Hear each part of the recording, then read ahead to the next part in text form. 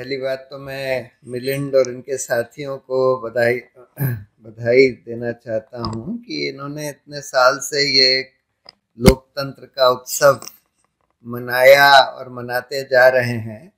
और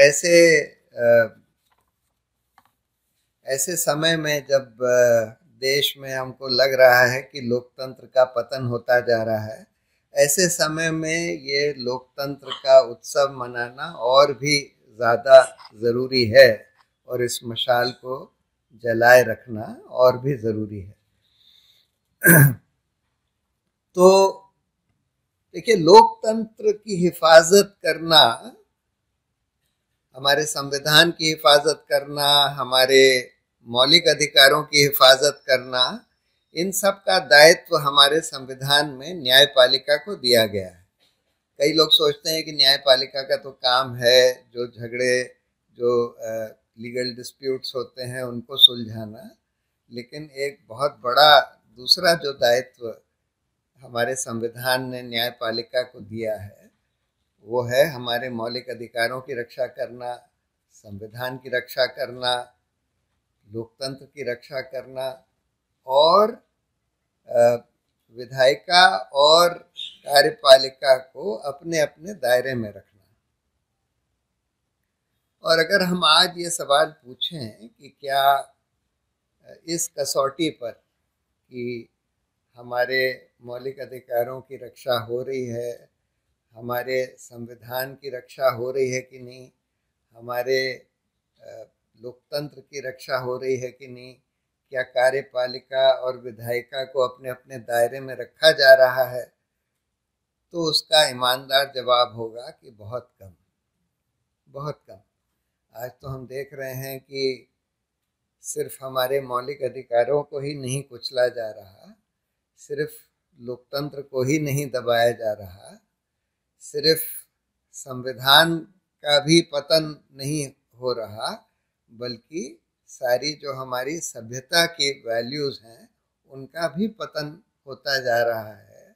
और उसके पीछे मेनली आज की मौजूदा सरकार है, जो लोग सत्ता में काबिज हैं वो लोग हैं। और अनफॉर्चुनेटली उसको रोकने का काम जो सुप्रीम कोर्ट और हाई कोर्ट्स को करना चाहिए था वो बहुत कम हो पा रहा है, करीब नहीं के बराबर ही हो पा रहा है। तो अगर हम देखें कि हमारे जो मौलिक अधिकार हैं इनकी कसौटी पर हम देखें कि कितना हमारा न्यायपालिका कितनी खरी उतर रही है, तो अगर हम लिबर्टी का इशू लें तो हम देखते हैं कि आज भीमा कोरेगांव के इतने सारे हमारे finest human rights activist Hindustan के, उन सबको इतने साल से जेल में रखा हुआ है। कुछ लोगों को 4, 5, 6 साल के बाद बेल दी गई है, लेकिन अभी भी बहुत सारे लोग उसमें से जेल में हैं। ट्रायल भी नहीं शुरू हुई।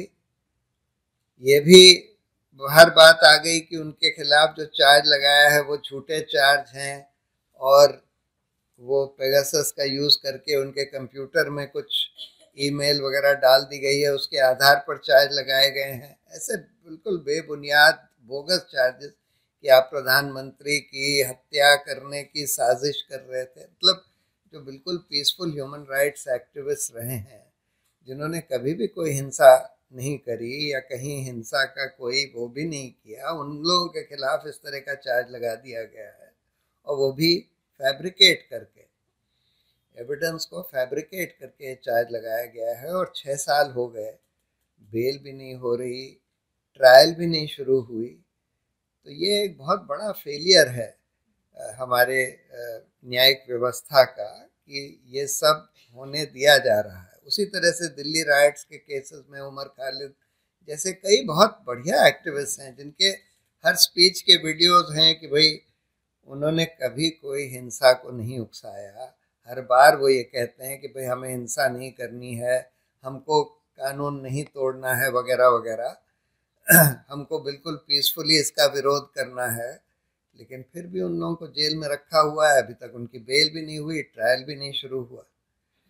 ये सब इसलिए भी हो पा रहा है, और इस तरह के तमाम और उदाहरण हैं, इसलिए भी हो पा रहा है क्योंकि ऐसे कानून बना दिए गए हैं, जैसे unlawful activities prevention act, prevention of money laundering act, ये सब जो हैं काले कानून हैं, क्योंकि इसमें एक तो खैर अनलॉफुल, एक्चुअली ये टेररिज्म के खिलाफ एक कानून था, लेकिन उसमें डेफिनेशन में अनलॉफुल एक्टिविटी के डेफिनेशन में डाल दिया है questioning the territorial integrity of India amounts to unlawful activity, promoting disaffection against India amounts to unlawful activity. यानी कि अगर आप, जब ये सेडिशन का मुद्दा सुप्रीम कोर्ट गया, सेडिशन का कानून अंग्रेजों ने बनाया था, promoting disaffection against the government amounts to sedition, और उसको बहुत सीरियस क्राइम डिक्लेयर कर दिया था।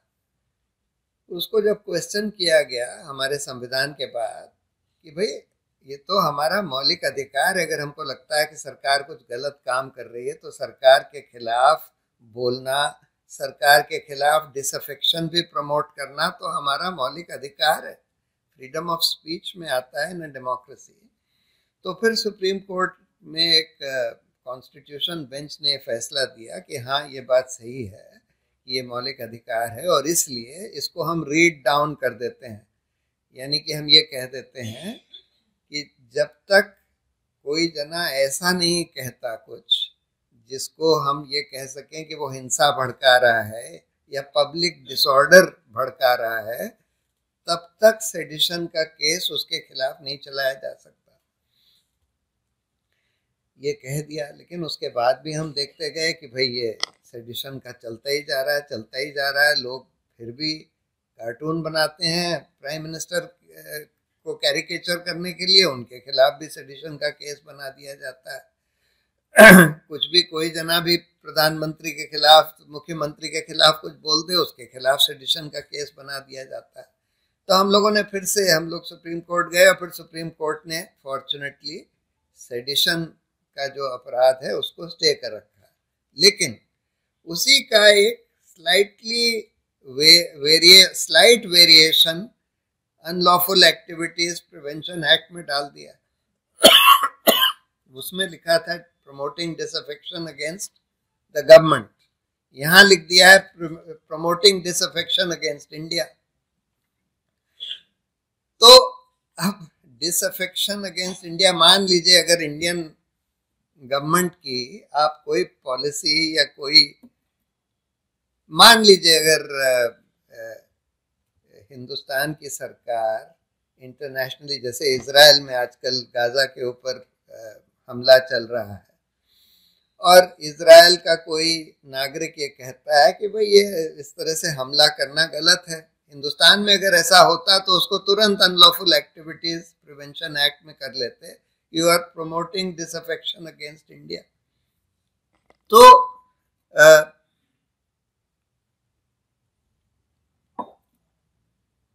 एक तो इसमें ये प्रॉब्लम है, दूसरा उसमें बेल का जो प्रोविजन है बिल्कुल फर्क कर दिया है। नॉर्मल बेल का कानून ये कहता है कि bail is a right, jail is the exception, और आप बेल तभी डिनाई कर सकते हैं when a person is under trial और अंडर इन्वेस्टिगेशन, अगर तीन में से एक कंडीशन कम से कम प्रेजेंट हो, या तो ये एक जेन्युइन सीरियस एप्रीहेंशन हो कि अगर इसको बेल पर छोड़ दिया तो ये ट्रायल फेस ही नहीं करेगा, भाग जाएगा। दूसरा, अगर इसको बेल पर छोड़ दिया तो ये एविडेंस से टैंपर करेगा। तीसरा, इसने बहुत एक घिनौना अपराध किया है, रेप मर्डर वगैरह का, ये सीरियल रेपिस्ट है, सीरियल मर्डरर है, इसको छोड़ दिया तो फिर से रेप और मर्डर करेगा। अगर इन तीन में से कोई भी कंडीशन प्रेजेंट नहीं है तो आपको बेल देनी पड़ेगी, ये नॉर्मल कानून है। लेकिन यूएपीए और पीएमएलए में बेल के बारे में जो प्रावधान है उसमें ये लिख दिया कि bail shall not be given unless the magistrate और द जज says that there is not even a prima facie case against the accused. अब इन्वेस्टिगेशन खत्म नहीं हुआ, ट्रायल शुरू नहीं हुई, कैसे कोई जना कह दे कि भाई there is not even a prima facie case against the accused. अगर कोई झूठा, मतलब आपने किसी का बिल्कुल झूठा 161 का स्टेटमेंट रिकॉर्ड कर लिया कि मैंने इसको देखा कि ये यहाँ पर ये कॉन्स्पिरेसी कर रहा था, कि मैंने इसको देखा कि यहाँ पर ये कर रहा था, बिल्कुल झूठा। अब वो झूठा है, लेकिन ट्रायल के पहले तो हम उसको झूठा साबित नहीं कर सकते, लेकिन फिर भी बेल डिनाई कर दी जाएगी। और ऐसे काले कानून पीएमएलए, यूएपीए जैसे, जो कि बिल्कुल हमारे मौलिक अधिकार जो article 21 right to life and liberty का है उसके बिल्कुल खिलाफ हैं, उनको भी बजाय स्ट्राइक डाउन करने के सुप्रीम कोर्ट ने उल्टा कर दिया। अभी एक वटाली का जजमेंट दिया सुप्रीम कोर्ट ने, जिसमें यह कह दिया कि बेल देते समय आप ये भी नहीं देख सकते कि जो एविडेंस किसी के खिलाफ पुलिस ने बोला है कि भाई इसके खिलाफ ये एविडेंस है कि इसने ये अपराध किया, कि वो एविडेंस कानून में एडमिसिबल है कि नहीं ये भी नहीं देख सकते बेल के समय, ये बोल दिया। तो बजाय उस कानून को स्ट्राइक डाउन करने के कि भाई ये तो हमारे संविधान में जो मौलिक अधिकार हैं उसके खिलाफ है, उल्टा कर दिया, उसको और ड्रैकोनियन बना दिया। तो अगर लिबर्टी के कसौटी पर देखें तो सुप्रीम कोर्ट और आज की जुडिशरी, आज की न्यायपालिका बिल्कुल खरी नहीं उतर रही है। आर्टिकल 19 के राइट्स अगर हम देखें कि भाई फ्रीडम ऑफ स्पीच, जो सिविल राइट्स जिनको कहा जाता है, फ्रीडम ऑफ असेंबली, तो आज हम देख रहे हैं कि स्पीच के लिए, जैसे त्रिपुरा का हम एक केस कर रहे हैं कि कुछ लोगों ने जब त्रिपुरा में बड़ा जब जल रहा था, जैसे आज मणिपुर जल रहा है, तो कुछ लोगों ने ट्वीट किया त्रिपुरा इज बर्निंग, उनके खिलाफ यूएपीए लगा दिया कि भाई तुम अनलॉफुल एक्टिविटी कर रहे हो। कुछ लॉयर्स ने जाकर फैक्ट फाइंडिंग करी वहां और उसकी एक रिपोर्ट जारी करी, उनके ऊपर यूएपीए लगा दिया।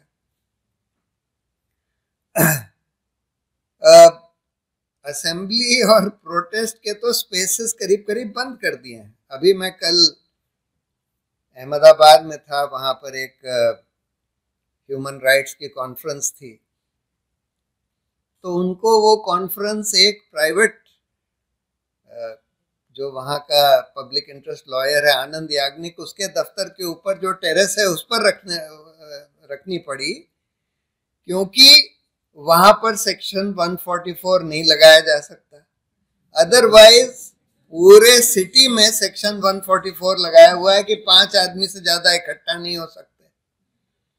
यानी कि कोई प्रोटेस्ट, कोई मीटिंग आप होल्ड नहीं कर सकते। और इसको भी हमारी जुडिशरी जो है चलने दे रही है। दिल्ली में ये चलता चला जा रहा है। हम लोगों ने एक केस किया था कि भाई इन्होंने तो पूरे सिटी में 144 लगा दिया। तब फिर सुप्रीम कोर्ट ने कुछ आदेश दिया, लेकिन आज भी ये हालत है कि पूरे सिटी में 144 लगा हुआ है। सिर्फ आप जंतर मंतर में प्रोटेस्ट कर सकते हैं और उसकी भी परमिशन लेनी पड़ेगी।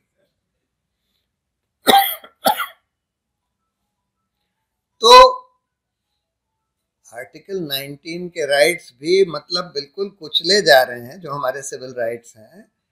लेकिन सुप्रीम कोर्ट जो है देख रहा है, मूक दर्शक बनकर बैठा हुआ है। आर्टिकल 14 को अगर आप लें तो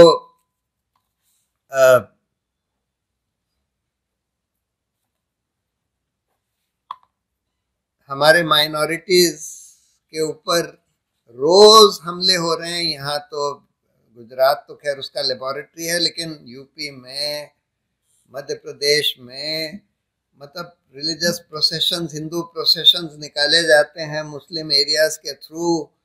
हर तरह के भड़काऊ गाने चलाए जाते हैं। लोग त्रिशूल, स्वॉर्ड्स, लाठी, बंदूक लेकर वहां से निकलते हैं, प्रोवोक करते हैं। और अगर किसी ने भी कुछ भी रेजिस्ट कर लिया, कई बार तो मस्जिदों में जाकर हिंसा भी करते हैं।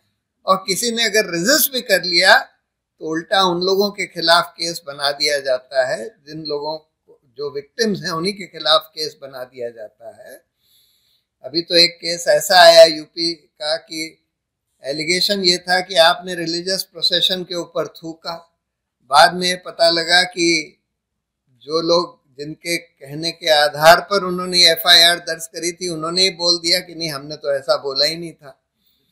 लेकिन फिर भी उन लोगों को जेल में डाल दिया, और सिर्फ जेल में ही नहीं डाल दिया, उनके घर तोड़ दिए बुलडोजर लगाकर। और ये बिल्कुल खुलेआम चल रहा है, जिसको बुलडोजर जस्टिस कहते हैं। किसी भी कानून में इसका कोई इजाजत नहीं है कि आप किसी का घर इस तरह से बुलडोज कर दें, ये कह के कि भाई इसने कोई अपराध किया है। पहली बात तो उसका अपराध प्रूव नहीं हुआ है किसी भी कोर्ट ऑफ लॉ में। आपने सिर्फ एलिगेशन लगा दिया कि इसने ये थूक दिया, कहीं प्रूव नहीं हुआ है।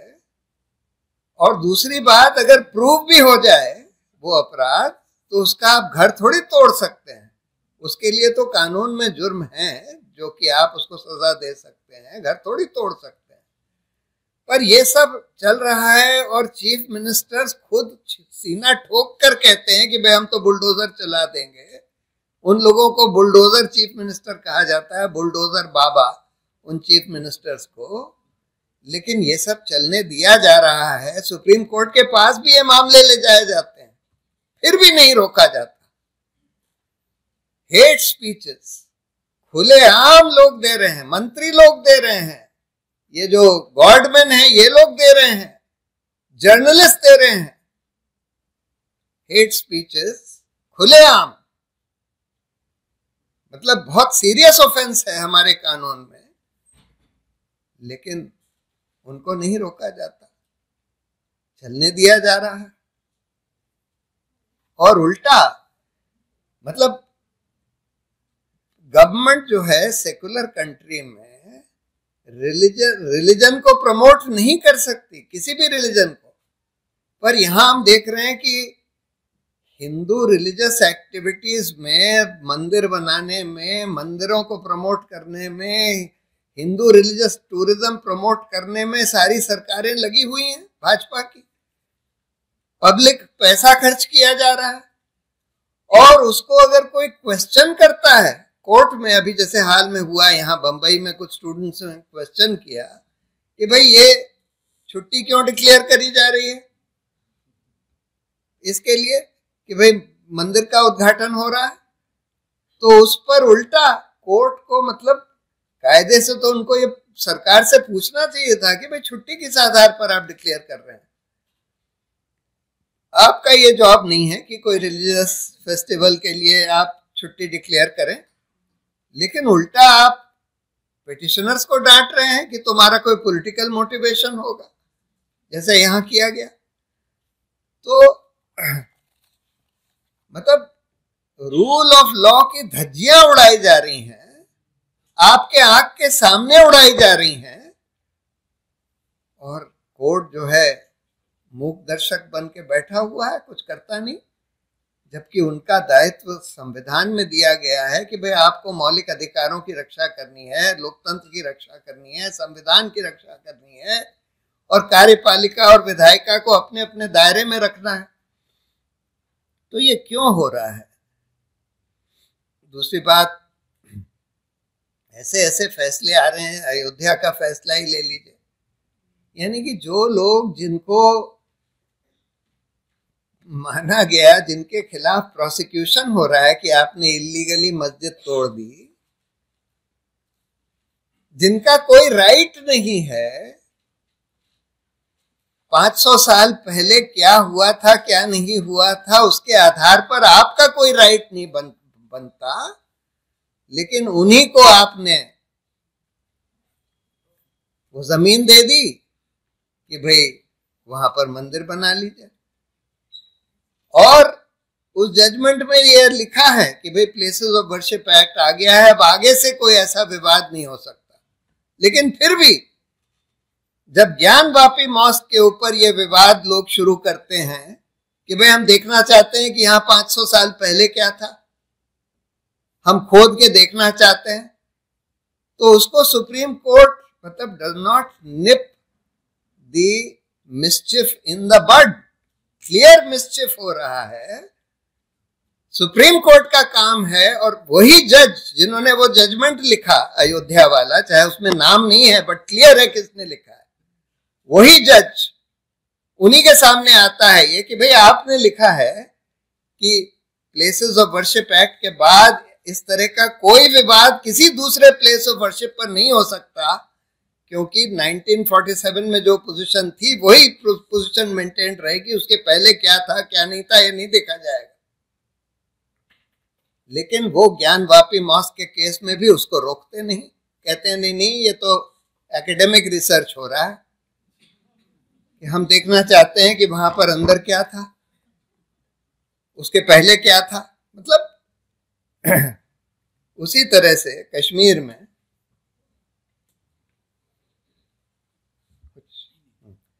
कश्मीर के फैसले में ये कह देते हैं, देखिए वो तो सारा ही जजमेंट गलत है मेरी राय में। आपने ये बोल दिया इफेक्टिवली कि गवर्नर्स रूल लगाकर या प्रेसिडेंट्स रूल लगाकर आप राज्य को आप इरिवर्सिबली बदल सकते हैं, किसी भी राज्य को, यानी कि उसको आप यूनियन टेरिटरी बना सकते हैं, उसमें उसका आप विभाजन कर सकते हैं, क्योंकि उस समय स्टेट गवर्नमेंट तो है ही नहीं, आपने वहाँ प्रेसिडेंट्स रूल लगा दिया है, स्टेट असेंबली को आपने सस्पेंड कर रखा है या डिसॉल्व कर दिया है।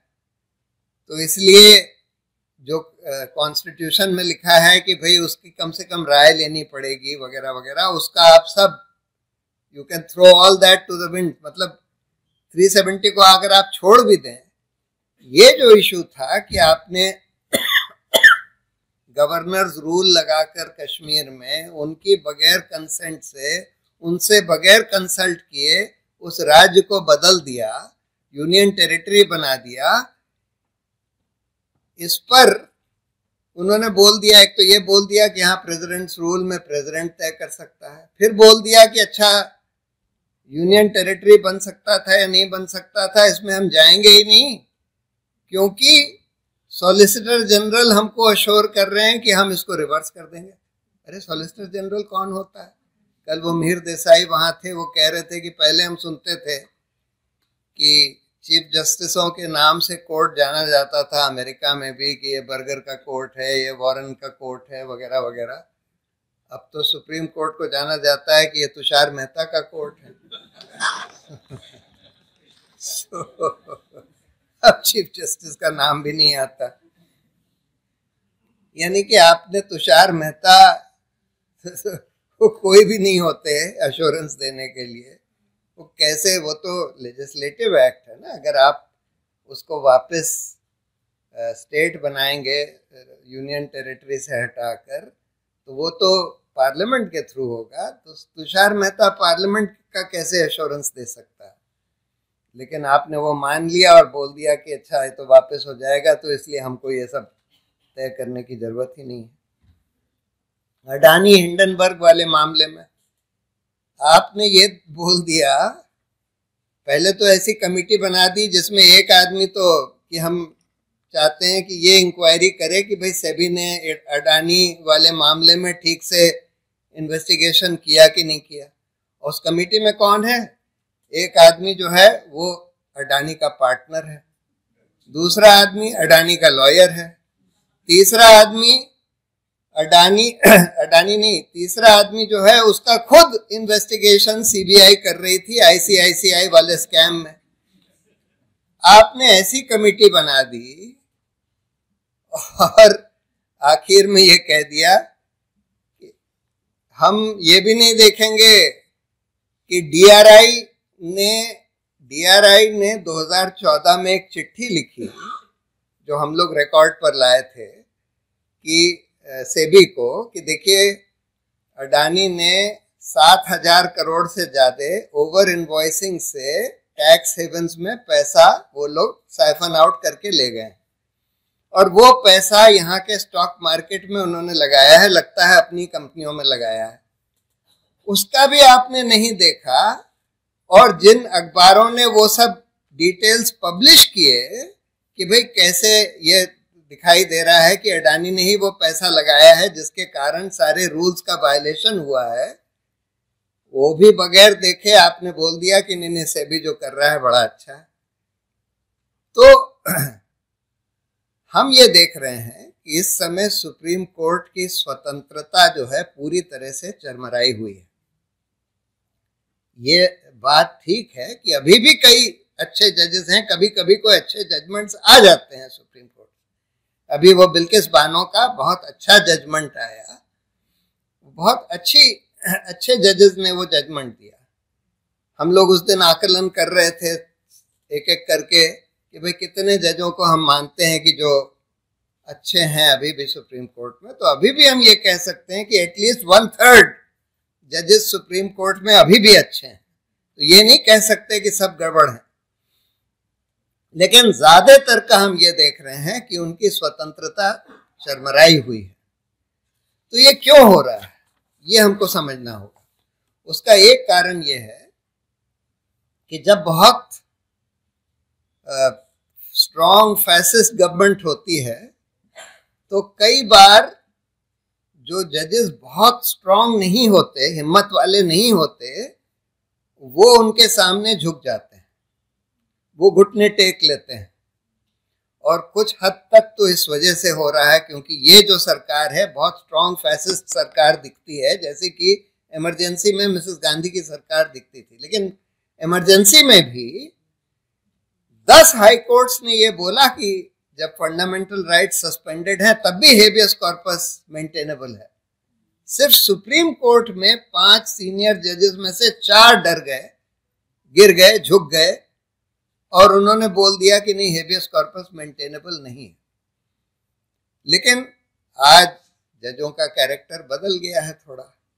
उस तरह के जो हिम्मत वाले जजेस उस समय थे इमरजेंसी के दौरान, वो और भी कम हो गए हैं, अभी भी हैं, थोड़े बहुत हैं, लेकिन बहुत कम हो गए।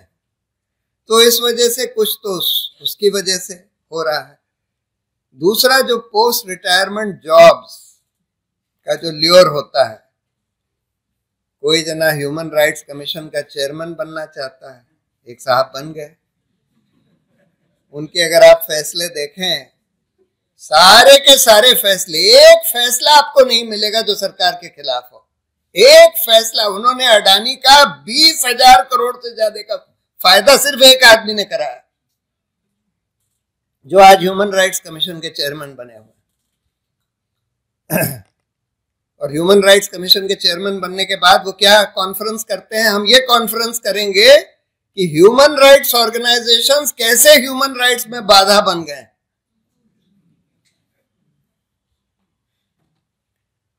और कुछ साहब हैं जो राज्यसभा में जाना चाहते हैं, राज्यसभा में बैठते नहीं हैं, अटेंडेंस नहीं होती, लेकिन जाना चाहते हैं।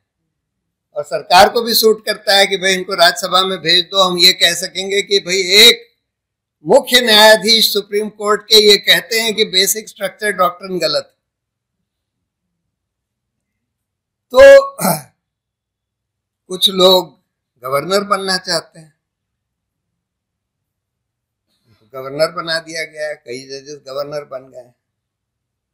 कुछ और कमीशंस, ट्राइब्यूनल्स में जाना चाहते हैं जो कि जिसमें भी सरकार का कुछ हस्तक्षेप होता है, तो उसकी वजह से भी काफी चरमरा गई है। जैसे अरुण जेटली ने एक बार पार्लियामेंट में बोला था कि the post retirement jobs influence pre retirement judgments, और ये बिल्कुल सही बात है।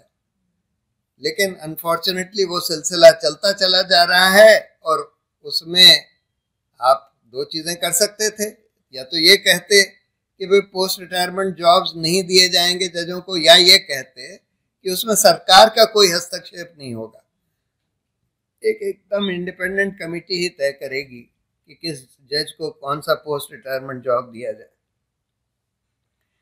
तो एक ये है कारण। तीसरा कारण ये है कि जो जुडिशियल अपॉइंटमेंट्स हो रहे हैं, देखिए एक समय ऐसा था, आई वुड से कि अप टिल 1980 समझ लीजिए, एक वो दौर था जिसमें 2 अपॉइंटमेंट्स का मेन कंट्रोल सरकार के हाथ में था, जुडिशियल अपॉइंटमेंट्स का। लेकिन उस समय सरकार ज़्यादा इंटरफेयर नहीं करती थी अपॉइंटमेंट से। जो चीफ जस्टिस वगैरह जो रेकमेंड करते थे उनको अपॉइंट कर दिया जाता था। 80 के बाद एक ऐसा दौर आया करीब 10 साल का, 8-9 साल का, जब ये हंसराज भारद्वाज लॉ मिनिस्टर वगैरह बन गए, जब सरकार पॉलिटिकल अपॉइंटमेंट्स करने लगी। एक्चुअली उससे पहले भी हुआ था, जब सुपर सेशन हुआ, पहला सुपर सेशन जो हुआ 1973 में, उसके बाद से शुरू हो गया। तो बीच में जनता गवर्नमेंट के समय में तो बिल्कुल कोई इंटरफेरेंस नहीं होती थी सरकार की तरफ से, लेकिन उसके पहले थोड़ा 73 से शुरू हुआ।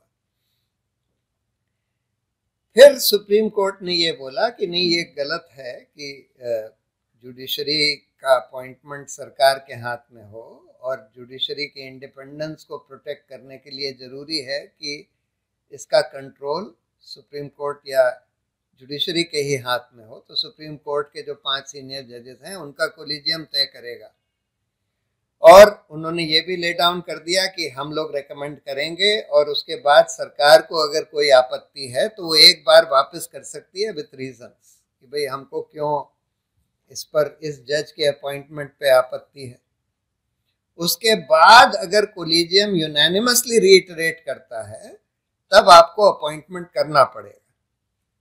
ये कानून ले डाउन कर दिया। लेकिन इस सरकार ने एक नया तरीका अख्तियार किया कि कोलिजियम के रिकमेंडेशन अगर हमको नहीं अच्छे लगते, अगर हमको लगता है कि जो ये जज है ये बहुत इंडिपेंडेंट है, हमारी बात नहीं मानेगा, तो हम इसका अपॉइंटमेंट नहीं होने देंगे। अब वो क्या करते हैं, रिकमेंडेशन पर जवाब ही नहीं देते, बैठे रहते हैं। अब जब तक सरकार जवाब ना दे या नोटिफाई ना करे तब तक अपॉइंटमेंट होता नहीं। उसके बाद कभी कभी जब जवाब देते हैं और ऑब्जेक्शन उठाते हैं और यूनानिमसली रीइटरेट भी हो जाता है कोलिजियम से, तब भी अपॉइंटमेंट नहीं करते। हमने बहुत सारे केसेस देखे कि सालों साल तक या तो रिकमेंडेशन पर बैठे रहते हैं या रीइटरेशन के बाद भी अपॉइंटमेंट नहीं करते। हम लोगों ने सुप्रीम कोर्ट में ये केस फाइल किया कि भाई देखिए, आपके कानून का वायलेशन हो रहा है, आप इनके खिलाफ कंटेम्प्ट निकालिए। लॉ सेक्रेटरी, लॉ मिनिस्टर, ये तो बिल्कुल कंटेम्प्ट ऑफ कोर्ट है। या तो आप ये बोल दीजिए कि भाई डीम्ड अपॉइंटमेंट हो जाएगा, और या फिर आप इनके खिलाफ कंटेम्प्ट करिए। तो उनकी किसी की हिम्मत ही नहीं है इनके खिलाफ कंटेम्प्ट करने की। बार बार ये केस आता रहा, बार बार हम लोग ये कहते रहे, बार बस वो रिक्वेस्ट करते रहे गवर्नमेंट से कि हम हाथ जोड़ के आपसे रिक्वेस्ट करते हैं माय बाप, प्लीज हमारी बात मान लीजिए। तो अनफॉर्चुनेटली जो इंडिपेंडेंट जजेस हैं उनका अपॉइंटमेंट ही नहीं होने दे रही। कभी कभी ऐसा होता है कि 1-2 इंडिपेंडेंट जजेस का अपॉइंटमेंट हो जाता है। सरकार ये कहती है कि अच्छा आप इनका चाहते हैं, चलिए 2 हमारे कर दीजिए, तब हम इनका अलाउ कर देंगे। तो ये भी हो रहा है। चौथा जो सबसे भयानक रीजन है वो ये है कि हमने ये बात कई सोर्सेस से सुनी है और बिल्कुल सही लगती है कि सरकार ने तरीका निकाला है कि हर जज के ऊपर सारी एजेंसीज का इस्तेमाल करके, IB, CBI, income tax, ED, सब का इस्तेमाल करके एक डोसियर बनाती है कि अच्छा इस जज की कोई कमजोरी है क्या, कहीं इसके कोई बच्चों की, इसके स्पाउस की कोई कमजोरी है क्या। और अगर कोई कमजोर नब्ज पकड़ ली किसी भी जज की तो उससे फिर उनको इन्फ्लुएंस करती है। और अगर वो जज चीफ जस्टिस ऑफ इंडिया है तब तो आधी न्यायपालिका आपके हाथ में आ गई। क्योंकि चीफ जस्टिस ऑफ इंडिया के दो और बड़े रोल होते हैं अपार्ट फ्रॉम बीइंग अ जज। पहला रोल कि वो मास्टर ऑफ रोस्टर माना जाता है, जो तय करता है कि कौन सा केस कौन सा जज सुनेगा। दो इसके बारे में रूल्स बने हुए हैं, प्रैक्टिस रूल्स बने हुए हैं, लेकिन हम देख रहे हैं कि कई बार चीफ जस्टिस जो हैं उन रूल्स की धज्जियां उड़ाकर, उन रूल्स को वायलेट करके बिल्कुल जो पॉलिटिकली सेंसिटिव केसेस हैं वो बिल्कुल उन अपने चहेते जजेस के सामने भेजते हैं, जिनका पता है कि भाई ये इस तरह से इस केस का फैसला करेंगे। और ये बार बार हमने देखा है, कई बार तो चीफ जस्टिस जो हैं अपने ही केस में खुद बैठ जाते हैं। गोगोई साहब अपने ही सेक्सुअल हैरेसमेंट के केस में बैठ गए। दीपक मिश्रा साहब अपने ही केस में उन्होंने कॉन्स्टिट्यूशन बेंच बनाकर खुद बैठ गए, जो मेडिकल कॉलेज स्कैम वाला केस था। तो मास्टर ऑफ रोस्टर की ऐसी पावर है, और यही बात जो चार चीफ जस्टिस थे, चार सीनियर जजेस थे सुप्रीम कोर्ट के, नंबर 2, नंबर 3, नंबर 4, नंबर 5, उन्होंने प्रेस कॉन्फ्रेंस करके यही बात बोली थी कि उस समय के मौजूदा चीफ जस्टिस अपने मास्टर ऑफ रोस्टर की पावर का दुरुपयोग कर रहे हैं, जिससे हमारा लोकतंत्र खतरे में है। तो एक तो ये बहुत बड़ी पावर है जिसका दुरुपयोग करके कोई भी चीफ जस्टिस ये तय कर सकता है कि कोई भी पॉलिटिकली सेंसिटिव केस किस तरह से तय होगा। और अगर वो सरकार के कब्जे में आ जाता है किसी भी वजह से, उसकी कोई कमजोर नब्ज अगर सरकार ने पकड़ ली, तब फिर वो सारे पॉलिटिकली सेंसिटिव केसेस ऐसे जज या ऐसे बेंच के सामने भेजता है जिसका पता है कि सरकार के हक में करेंगे। ये सबको पता होता है कि कौन से जजेस सरकारी जजेस हैं, कौन से जजेस कमजोर जजेस हैं, कौन से जजेस इंडिपेंडेंट जजेस हैं, सबको पता होता है।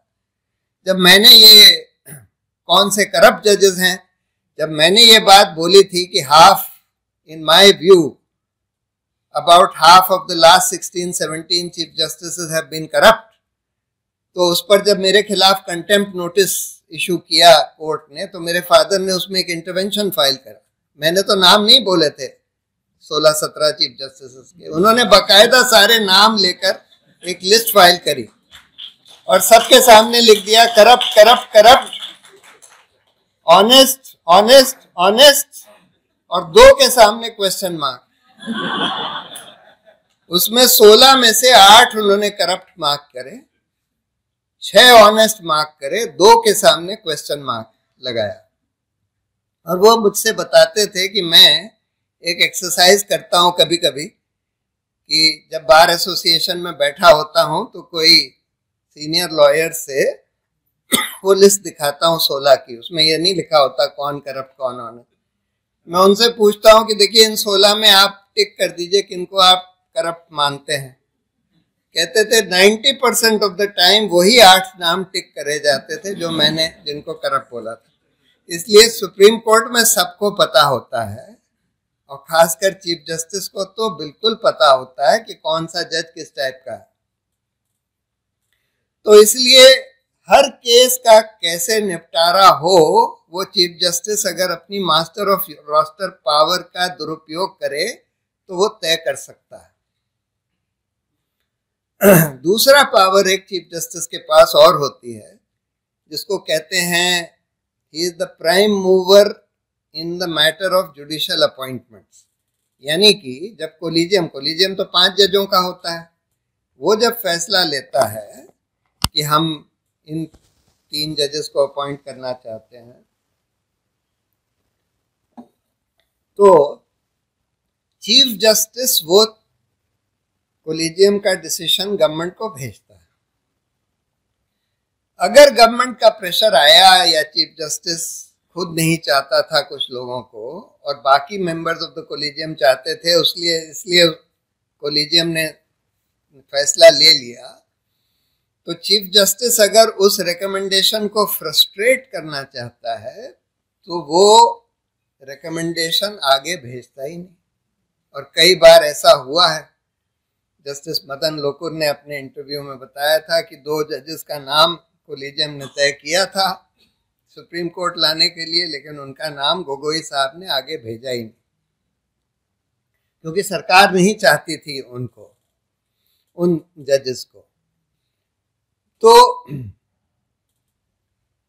इस वजह से अगर चीफ जस्टिस को किसी तरह से सरकार ने घेर लिया तो आधी न्यायपालिका सरकार के हाथ में आ जाती है। अब सवाल यह है कि इसका हम लोग क्या कर सकते हैं। देखिए, इसमें कई रिफॉर्म्स की जरूरत है। पहली बात तो यह है कि रिफॉर्म्स के बारे में मैं बात करूंगा। पहले जुडिशियल अकाउंटेबिलिटी के बारे में बात कर लेता हूं। तो ये तो इंडिपेंडेंस की बात हो गई कि इंडिपेंडेंस क्यों चरमरा गई है, और जिसकी वजह से, जैसे उन 4 जजेस ने बोला, कि लोकतंत्र खतरे में आ गया है।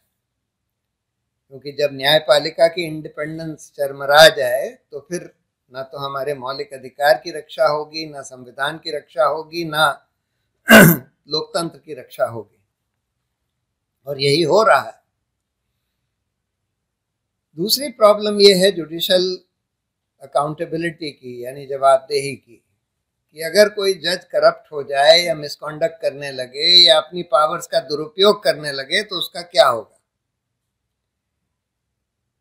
संविधान में न्यायपालिका को प्रोटेक्ट करने के लिए, उसकी स्वतंत्रता प्रोटेक्ट करने के लिए ये कह दिया है कि भाई रिमूवल किसी जज का सिर्फ इम्पीचमेंट के थ्रू हो सकता है। और इम्पीचमेंट को बहुत डिफिकल्ट प्रोसेस बना दिया कि पहले तो 100 MP साइन करके इम्पीचमेंट मोशन दें, फिर स्पीकर या वाइस प्रेसिडेंट उसको एडमिट करे, फिर 3 जजों की इंक्वायरी कमेटी बनाई जाती है, वो उसका ट्रायल करे, और उसके बाद अगर वो होल्ड करते हैं कि भाई ये गिल्टी हैं ऑफ सीरियस मिसकॉन्डक्ट, तब मामला फिर से पार्लियामेंट में जाता है और दोनों हाउसेस में 2/3 मेजॉरिटी से पास होना होता है, लोकसभा राज्यसभा में, and an absolute majority of the total strength of the house. तो रामास्वामी के केस में क्या हुआ, हम लोगों ने इम्पीचमेंट मोशन बनाया, बहुत सारे चार्जेस का एविडेंस निकाला, 125 MP से साइन कराया, स्पीकर को दिया, स्पीकर ने एडमिट कर लिया, एक अच्छी इंक्वायरी कमेटी बनाई जिसके चेयरमैन जस्टिस सावंत थे, 2 और बड़े अच्छे जजेस थे, जस्टिस PD देसाई थे जो बहुत ही लेजेंडरी जज महाराष्ट्र और यहाँ अहमदाबाद के रहे हैं, और एक जूरिस्ट थे जस्टिस चिन्नप्पा रेड्डी। बहुत बढ़िया इंक्वायरी कमेटी थी एक्चुअली उस बार क्योंकि उसमें ये लिखा है, रवि रे चीफ स्पीकर थे उस समय, और स्पीकर तो कानून में ये लिखा है कि that the speaker has to decide the inquiry committee after consulting the chief justice of India.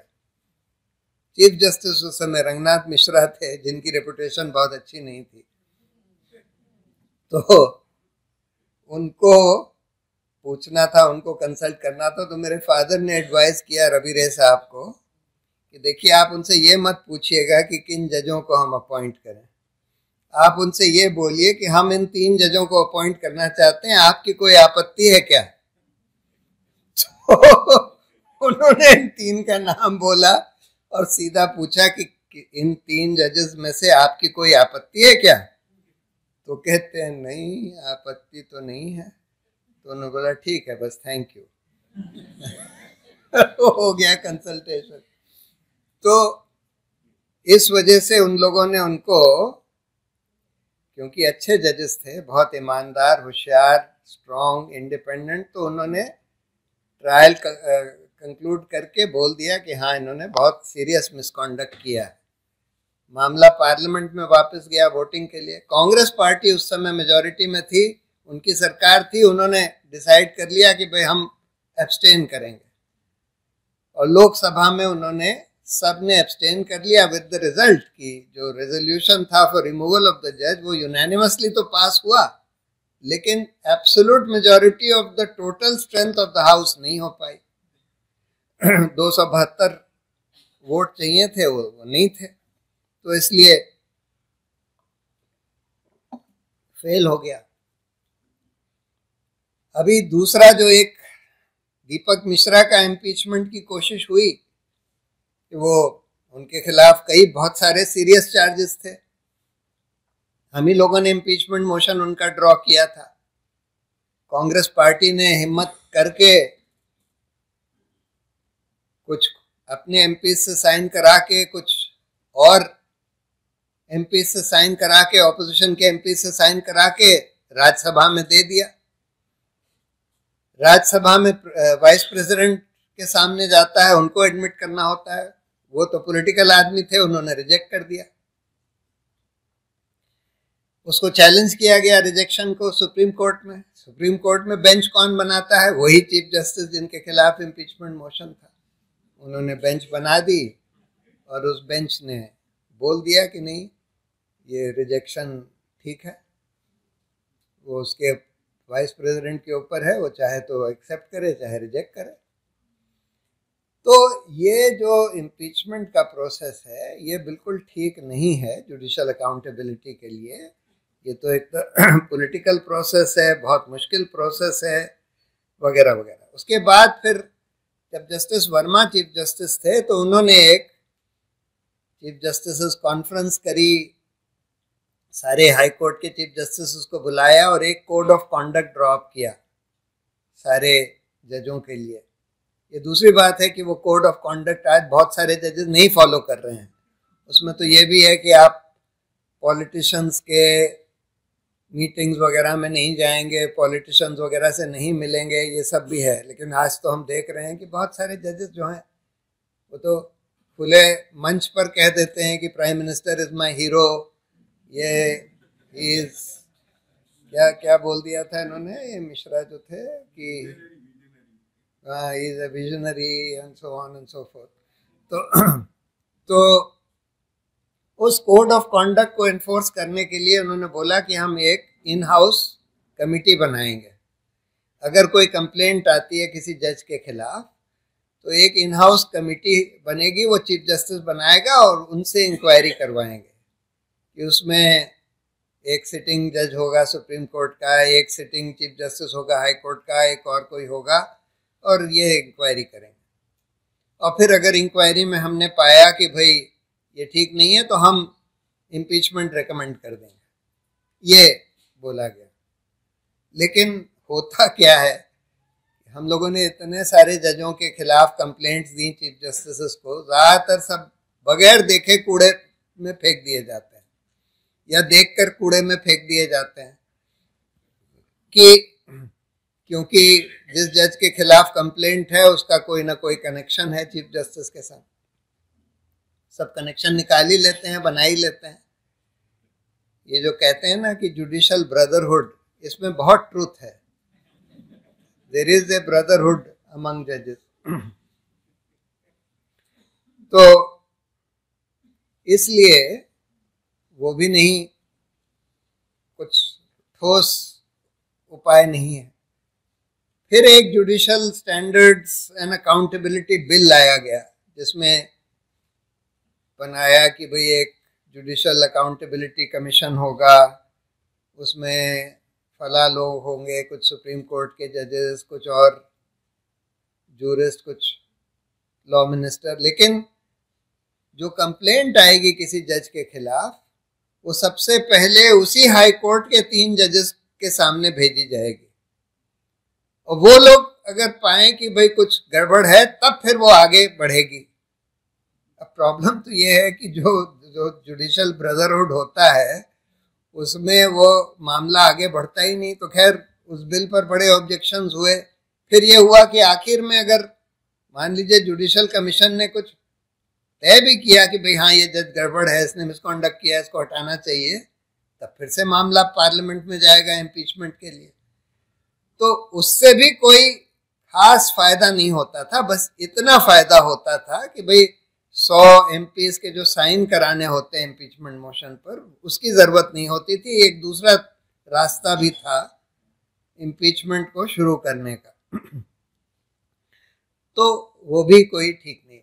जो हम लोगों की ज़रूरत है वो तो एक बिल्कुल इंडिपेंडेंट जुडिशल कंप्लेंट्स अथॉरिटी या जुडिशल कॉन्डक्ट कमीशन कह सकते हैं, जो भी उसका नाम रखिए, जो सरकार से भी इंडिपेंडेंट हो, जुडिशरी से भी इंडिपेंडेंट हो, जिसमें कुछ रिटायर्ड जजेस हो सकते हैं, लेकिन कुछ और भी लोग होने चाहिए जिनके सामने लोग कंप्लेंट्स भेजें, वो लोग उसकी इंक्वायरी, उनके पास एक इन्वेस्टिगेटिव मशीनरी भी हो जो उसके ज़रिए इन्वेस्टिगेशन भी करा सकें, उसके बाद फिर जज का ट्रायल होल्ड करके, और अगर वो फिर होल्ड करें कि उसने मिसकॉन्डक्ट किया, उसको रिमूव होना चाहिए, तो वो रिमूवल या कोई भी और डिसिप्लिनरी एक्शन उस जज के खिलाफ सजेस्ट कर सकते हैं, और वो जो भी वो जुडिशल कॉन्डक्ट कमीशन जो तय करेगा वो फिर मान्य होगा, फिर कोई पार्लियामेंट वगैरह में नहीं जाना होगा। ऐसा होना चाहिए, लेकिन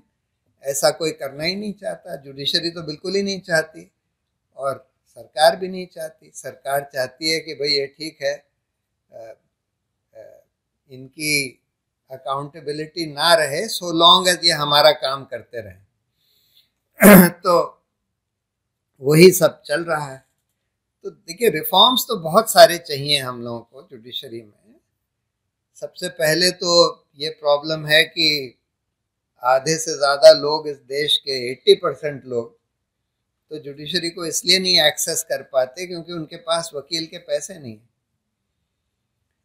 उसके लिए ग्राम न्यायालय का कानून बना कि ग्राम न्यायालय बनाए जाएंगे जिसमें जजेस होंगे जो कि सब तहसील लेवल यानी कि वार्ड लेवल पर होंगे, और उसमें जो प्रोसीजर होगा वो स्ट्रिक्टली सीआरपीसी सीपीसी वाला नहीं, कोई ज़रूरी नहीं है। वो जो ग्राम न्यायालय हैं वो कोई भी ऐसा प्रोसीजर अडॉप्ट कर सकते हैं जो कि त्वरित न्याय के लिए ठीक हो और जिसमें प्रिंसिपल्स ऑफ नेचुरल जस्टिस को आप फॉलो करें, यानी कि हर एक आदमी को अपॉर्चुनिटी देनी होगी। अब वो कानून बने हुए भी अब 13 साल हो गए, 13-14 साल हो गए, और अभी तक उसको कार्यान्वित नहीं किया गया। हार्डली कोई ग्राम न्यायालय बने हैं हिंदुस्तान में, हार्डली कोई कार्यान्वित हुए हैं। सो एक्चुअली तो हम लोगों को उस तरह के न्यायालय बनाने की ज़रूरत है जिसमें कि आम आदमी बगैर वकील के जा सके, इनफॉर्मल कोर्ट सिस्टम होना चाहिए। उसके अलावा बार बार जुडिशल ये जो हमारी जो लॉ कमीशंस हैं ये बार बार कह चुकी हैं कि भाई हमको जजेस की स्ट्रेंथ बढ़ाने की ज़रूरत है। और बढ़ाने का तो छोड़ दीजिए, अभी भी करीब 30-40% वैकेंसीज हैं हमारी एग्जिस्टिंग जुडिशरी में, 30-40%। मतलब हम लोग जब कोर्ट में पीआईएल्स फाइल करते हैं कि भाई ये सिविल सर्विस रिफॉर्म्स होने चाहिए या पुलिस रिफॉर्म्स होने चाहिए, उस पर तो कभी कभी कुछ कुछ सुप्रीम कोर्ट कर देता है, लेकिन हम लोग ये पीआईएल अगर फाइल करते हैं कि जुडिशल रिफॉर्म्स होने चाहिए, उस पर कुछ नहीं होता। फिर अपॉइंटमेंट्स का जो सिस्टम है, एक्चुअली एक फुल टाइम कमीशन होना चाहिए। ये जो सिस्टम अभी बना हुआ है ना कोलिजियम का, कोलिजियम वाले में भी खूब भाई भतीजावाद चलता है। उसका रीज़न ये है कि जो जजेस, सिटिंग जजेस हैं, सीनियर 5 जजेस, उनके पास तो जुडिशल वर्क ही इतना होता है कि वो इस तरह के एडमिनिस्ट्रेटिव वर्क के लिए समय नहीं निकाल सकते। क्योंकि अगर आपको हर साल हाई कोर्ट्स और सुप्रीम कोर्ट में कम से कम 100 जजेस का अपॉइंटमेंट होता है। अब 100 जजेस का अगर आप अपॉइंटमेंट कर रहे हैं तो उनके लिए आपको 1000 लोगों को शॉर्टलिस्ट करना पड़ेगा, 1000 लोगों को देखना पड़ेगा, उनमें से आप छांटेंगे। 1000 लोगों का देखने के लिए, एक एक जने का रिकॉर्ड देखने के लिए आपको एक एक दिन से ज्यादा लगेगा। आप कैसे एक साल में आप जुडिशल वर्क भी कर रहे हैं, 1000 लोगों का कैसे देख लेंगे? और इस वजह से होता ये है कि हर एक अपॉइंटमेंट इस तरह से हो रहा है कि भाई किसी चीफ जस्टिस ने बोल दिया, अरे भाई हम तो उसको जानते हैं, तो बड़ा अच्छा जज है, बाकी लोग कह देते हैं कि हाँ हाँ ठीक है चलो इसको अपॉइंटमेंट कर देते हैं। इसी तरह से पूरा सिस्टम जुडिशियल अपॉइंटमेंट्स का चल रहा है। पहले तो खैर और भी खराब था कि भाई लॉ मिनिस्टर खुद अपॉइंट करता था। तो जैसे किसी ने बोला था, शायद जेठमलानी ने, कि in order to become a judge you don't need to know the law, you need to know the law minister. so उससे थोड़ा सा बेहतर हुआ, थोड़ा सा ज़्यादा इंडिपेंडेंट जजेस अपॉइंट होने लगे कोलिजियम में, लेकिन ये भी कोई सेटिस्फैक्ट्री सिस्टम नहीं। तो हम लोगों को एक full time judicial appointments commission की ज़रूरत है, जो सरकार से भी इंडिपेंडेंट हो। जुडिशरी से इंडिपेंडेंट पूरा होने की ज़रूरत नहीं है उसमें, जुडिशियल कॉन्डक्ट कमीशन को जुडिशरी से इंडिपेंडेंट होने की ज़रूरत है, जुडिशियल अपॉइंटमेंट कमीशन को ज़रूरत नहीं है। सरकार से इंडिपेंडेंस की तो ज़रूरत है, सरकार से बिल्कुल इंडिपेंडेंट होना चाहिए, उसमें सरकार का कोई हस्तक्षेप नहीं होना चाहिए, लेकिन वो फुल टाइम बॉडी होनी चाहिए, और वो ऐसी बॉडी होनी चाहिए बहुत हाई पावर्ड, जिनका सिलेक्शन भी एक बहुत सोच समझ कर एक तरीके से किया जाए, जिससे कि प्रॉपर लोग उसमें सेलेक्ट हो पाए। फिर इंडिपेंडेंस को इंश्योर करने के लिए पोस्ट रिटायरमेंट जॉब्स का जो सिलसिला है, ये तो हमको बिल्कुल सरकार के हाथ से बाहर निकालना होगा। मैं ये नहीं कहता कि किसी जज को पोस्ट रिटायरमेंट जॉब नहीं दिया जा सकता, कई जगह दिया जाना चाहिए, लेकिन उसमें कोई सरकार का बिल्कुल भी रोल नहीं होना चाहिए। या तो वही जुडिशियल अपॉइंटमेंट्स कमीशन, जो एक इंडिपेंडेंट फुल टाइम बॉडी है, वही तय करे कि किस जज को कौन सा पोस्ट रिटायरमेंट जॉब दिया जा सकता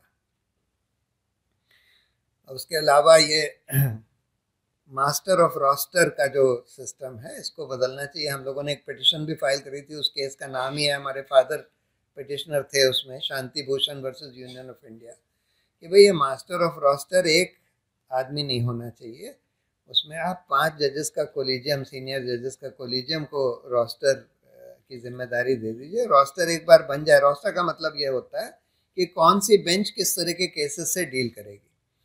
उसके बाद अगर मान लीजिए 3-4 बेंचेस हैं एक ही तरह के केस से डील करने के लिए, तो फिर उनमें से किसके पास जाए वो एकदम रैंडमली जाए कंप्यूटर से। तो बहुत सारे रिफॉर्म्स होने की ज़रूरत है। अब सवाल यह है कि वो रिफॉर्म्स होंगे कैसे, कौन करेगा। देखिए, सरकार को तो इसमें कोई इंटरेस्ट नहीं है कि जुडिशरी में कोई रिफॉर्म्स हो, क्योंकि सरकार को इसकी कोई चिंता नहीं है कि आम आदमी को न्याय मिले कि ना मिले, और सरकार तो ये चाहती ही नहीं कि आम आदमी के मौलिक अधिकारों की रक्षा हो, या लोकतंत्र की रक्षा हो, या संविधान की रक्षा हो। ये मौजूदा सरकार तो इन सब चीज़ों को ध्वस्त कर रही है, तो उनको तो ये सूट करता है कि न्यायपालिका ऐसी चरमराई हुई रहे, ऐसी कमज़ोर रहे। अभी दुष्यंत दवे का एक इंटरव्यू लाइव लॉ में परसों आया है, बहुत अच्छा इंटरव्यू, आप लोग को देखना चाहिए, जिसमें वो कहते हैं कि सुप्रीम कोर्ट आज पूरे हिंदुस्तान के इतिहास में सबसे कमज़ोर सुप्रीम कोर्ट है, और मैं उस बात से पूरा सहमत हूँ। तो सरकार तो यही चाहती है कि बिल्कुल कमज़ोर रहे, सरकार के सामने खड़ी ना हो पाए, तो इसलिए वो तो कोई रिफॉर्म्स नहीं करना चाहती। उनको तो ये सूट करता है, इस तरह की चरमराई हुई न्यायिक व्यवस्था सरकार को सूट करती है। न्यायपालिका भी नहीं करना चाहती, ये अनफॉर्चुनेट चीज़ है, बहुत अनफॉर्चुनेट है। जब हमने वो वाला केस जब किया ना, वो मेडिकल कॉलेज स्कैम वाला, हम लोग तो सुप्रीम कोर्ट इसलिए गए क्योंकि हमको एक विसल ब्लोअर, सीबीआई का विसल ब्लोअर, वो दस्तावेज दे गया जिसमें लिखा था, जिसमें इन्होंने, सीबीआई ने, एक जो रिटायर्ड चीफ जस्टिस थे उड़ीसा के, जो कि उस समय के जो चीफ जस्टिस दीपक मिश्रा से बहुत नज़दीकी माने जाते थे, कुद्दूसी साहब, उनका और जो मेडिकल कॉलेज का जो ओनर था, उनके बीच में कॉन्वर्सेशन टैप कर लिया था। तो वो कुद्दूसी साहब उससे कह रहे हैं कि भाई कप्तान से बात हो गई है, ये केस दीपक मिश्रा साहब के सामने चल रहा था, तो कह रहे हैं कप्तान से बात हो गई, उनको 3 गमले पहुंचाने होंगे, तुम्हारा केस हो जाएगा, 3 गमले पहुंचा देना। तो अब हम लोगों ने पिटिशन ये फाइल करी कि देखिए बड़ा खतरनाक है कि सीबीआई जो है, जो हमारे सिटिंग चीफ जस्टिस हैं, उनका इन्वेस्टिगेशन कर रही है, और सीबीआई तो सरकारी संस्था है, तो इसलिए एक सुप्रीम कोर्ट मॉनिटर्ड एसआईटी होनी चाहिए इसका इन्वेस्टिगेशन करने के लिए। लेकिन इन्होंने, दीपक मिश्रा ने खुद ही कॉन्स्टिट्यूशन बेंच पहले बना दी और बोल दिया कि नहीं नहीं, ये केस हम तय करेंगे कि कहाँ कौन डिसाइड करेगा, कौन सुनेगा, और फिर इनके अरुण मिश्रा साहब के यहाँ, जो ह्यूमन राइट्स कमीशन के चेयरमैन बन गए ना, उनके यहाँ भेज दिया। और उन्होंने बोला कि नहीं नहीं, एसआईटी की कोई ज़रूरत नहीं है, सीबीआई बड़ी अच्छी संस्था है, सीबीआई करे, क्योंकि चीफ जस्टिस भी यही चाहते थे कि सीबीआई करे, क्योंकि सीबीआई अगर करेगी तो आप सरकार से डील कर सकते हैं। आप बोलेंगे सरकार से कि भाई हम आपका काम करते रहेंगे, आप बस हमको छोड़ दीजिए, हमको बख्श दीजिए। अगर सुप्रीम कोर्ट मॉनिटर्ड एसआईटी होगी तब फिर वो करना बड़ा मुश्किल है। तो इसलिए बहुत बार जो कमज़ोर या जो करप्ट जजेस होते हैं वो यही चाहते हैं कि भाई यही व्यवस्था चलती रहे, क्योंकि उसमें ये तो ऑप्शन है ना कि हम सरकार का काम करते रहेंगे, सरकार हमको छोड़ती रहेगी, फिर हमको कोई ट्रबल करने वाला नहीं। तो न्यायपालिका भी, ये दूसरी एक प्रॉब्लम ये हो गई है, ये जो सारी एक इंडस्ट्री खुल गई है आर्बिट्रेशन की। अब आर्बिट्रेशन की इंडस्ट्री इसलिए चल रही है क्योंकि मौजूदा न्यायिक व्यवस्था चरमराई हुई है, और इस इंडस्ट्री में जजों को खूब, रिटायर्ड जजों को खूब पैसा बन रहा है। कोई जना कमा रहा है 2 करोड़, कोई जना 5 करोड़ साल में, वगैरह वगैरह, इस इंडस्ट्री के द्वारा, इस इंडस्ट्री के थ्रू। तो और ज्यादातर जजेस अब आर्बिट्रेशन कर रहे हैं, जो अच्छे अच्छे ईमानदार जजेस भी हैं वो भी आर्बिट्रेशन कर रहे हैं, और अनफॉर्चुनेटली एक काइंड ऑफ एक साइकोलॉजिकल इम्पैक्ट उसका होता है कि जजों को ये लगने लगता है कि भाई हाँ, ये व्यवस्था ठीक तो है, इसमें क्या प्रॉब्लम है। उनको ये नहीं समझ में आता कि जो कॉमन मैन है उसको क्या प्रॉब्लम हो रही है। तो इस वजह से ये चलती जा रही है। तो जुडिशरी भी कोई रिफॉर्म नहीं करना चाहती, कोई सब्सटैंशियल रिफॉर्म नहीं करना चाहती। तो ये कैसे होगा? ये रिफॉर्म करने के लिए फिर हम लोगों को खत्म हो गया, फिनिश। ये रिफॉर्म करने के लिए जनता को खड़ा होना पड़ेगा। देखिए, हम लोग जो हैं, the consumers of justice are the real stakeholders in a working system of justice. जब तक एक सिटीजन्स या कंज्यूमर्स ऑफ जस्टिस का मूवमेंट नहीं बनता फॉर जुडिशियल रिफॉर्म्स, तब तक ना तो सरकार कुछ करेगी, ना न्यायपालिका कुछ करेगी। जुडिशियल रिफॉर्म्स का एक मूवमेंट, जो जैसे हमें वहाँ कश्मीर में बनाया था ना, association of parents of disappeared persons, APDP, जो भुक्तभोगी हैं, जो त्रस्त हैं इस सिस्टम से, जिनको जुडिशरी की जरूरत है जस्टिस के लिए, मौलिक अधिकारों की रक्षा करवाने के लिए, उन लोगों को खड़ा होना पड़ेगा एक मूवमेंट खड़ा करने के लिए, तब जाकर कोई सुधार हो पाए।